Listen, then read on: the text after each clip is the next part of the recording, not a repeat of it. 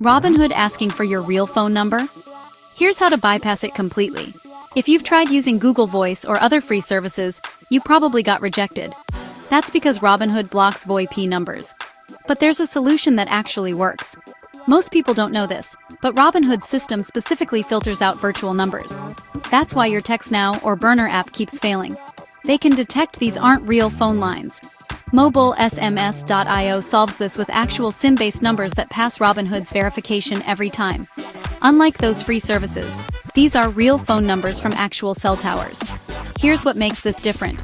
You can get long-term rental numbers, not just one-time use.